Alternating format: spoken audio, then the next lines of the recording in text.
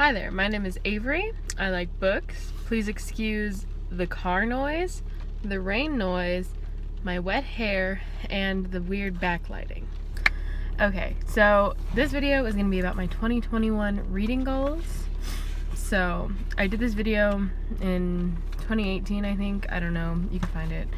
And then I reacted to it in like 2019, and then I obviously haven't done much since. Oh my god, my hair is a wreck. Okay, I think so. Most of these are kind of very broad, and then I narrow them down. But these are there's 7 of them.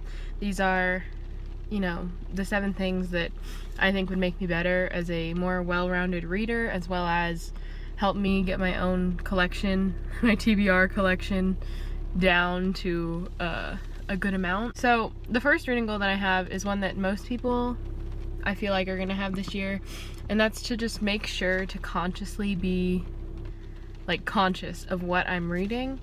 I've fixed that, or I started keeping count of, you know, who is writing what type of book, like near the middle of the year, like via a spreadsheet, but I hope to like better that system, and I want to like amp up the amount of books that I read by like non-binary authors, native authors, and also making sure that the books that I'm reading are own voices, because I've realized that I read a lot from basically every other group. Pretty well-rounded.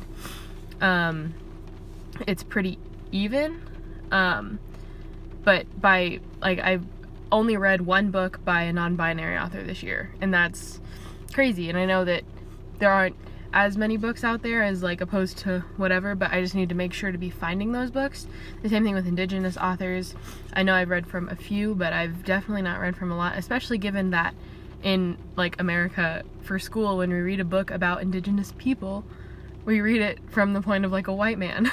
So like I just want to make sure to amp that up, and of course reading more books by Black authors, which has been everyone's kind of like strive this year, which is really important, and I want to continue doing that as well. The next goal that I have is to stop underestimating myself, and this means like I'm gonna set my goal for the year as reading 100 books. I always underestimate myself. I always don't think that I'm able to do it, so I always set my goal for like 70 or something, and then I always pass it, and I almost always get to 100. So I think that like I need to just get over that and believe in myself and know that I can and will probably, especially if we're still in quarantine, read 100 if not more books. So that's my goal. 100 books is my goal. I'm gonna not underestimate myself this year. I'm gonna have faith in myself this year.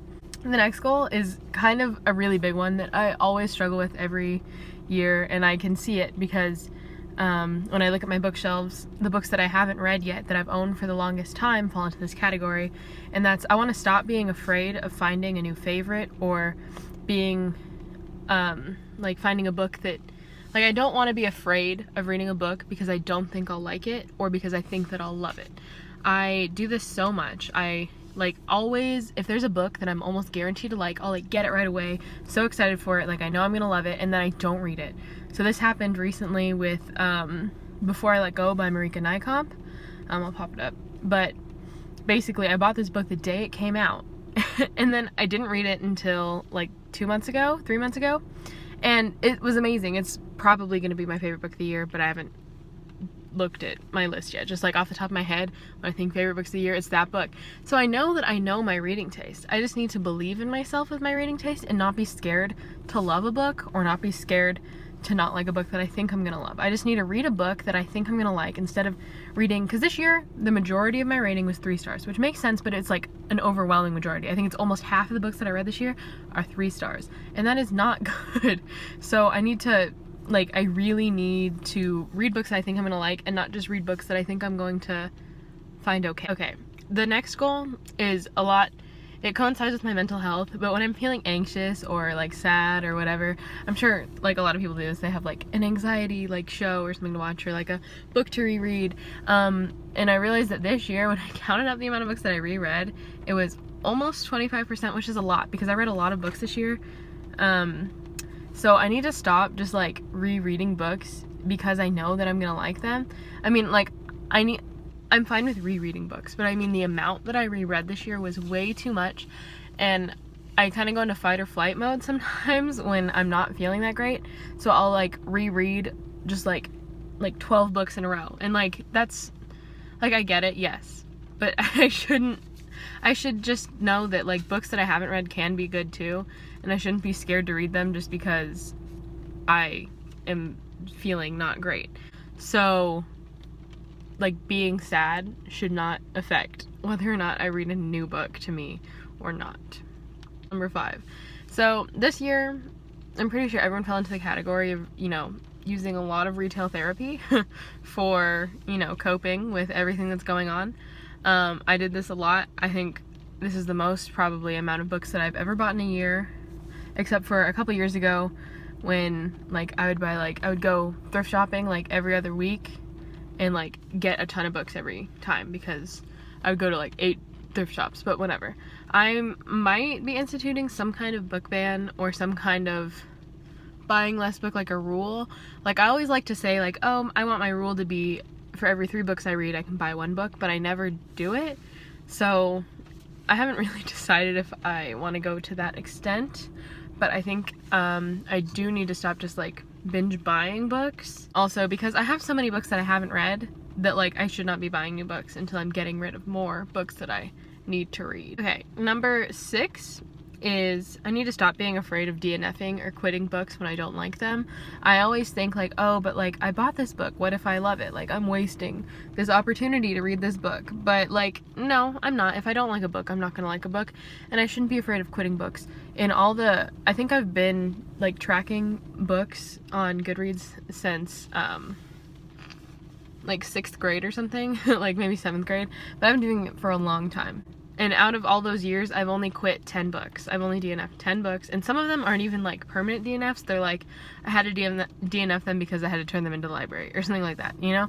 So I just need to not be afraid of DNFing books, because if I had DNF'd some of the books that I read this year, I think I would have had an overall better average rating because I read quite a few 1-star books that, whatever.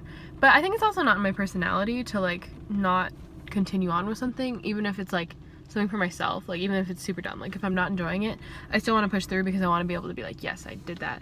So I just need to get over that mindset, because it's not helpful to anyone. Like, why push through reading a book that isn't gonna be good or fun to me to read? The last goal is very like, it's very anticlimactic, I guess, because it's not really a big thing that's applicable to a lot of people. But I have been subscribed to OwlCrate for like over 2 years now, or this is my 3rd year. Like, I'm in the 3rd year of me doing it, so I have a lot of books from them, and I've probably only read like 5 books from OwlCrate. So one of my goals is to read at least 1 OwlCrate book a month, because I need to get caught up on that. Like, I'd prefer to say 2, but I know that's like a lot sometimes. So at least 1 book, so I'm at least getting through the amount that I'm getting in from OwlCrate per month. That is that, because I am very behind on those.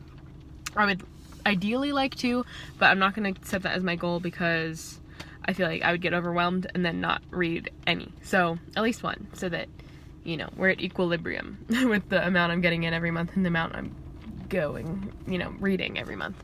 Okay, so those are my 2021 reading goals. I will probably do like a next, at the end of next year, or yeah, I guess at the end of 2021, like reacting to them and like saying like, did I accomplish them? Probably.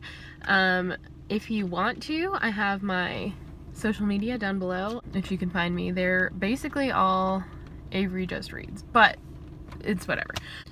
Thank you for watching, and I will see you next time, eventually. Whatever you want to say, do whatever. I'm just rambling because I don't know how to turn off the camera.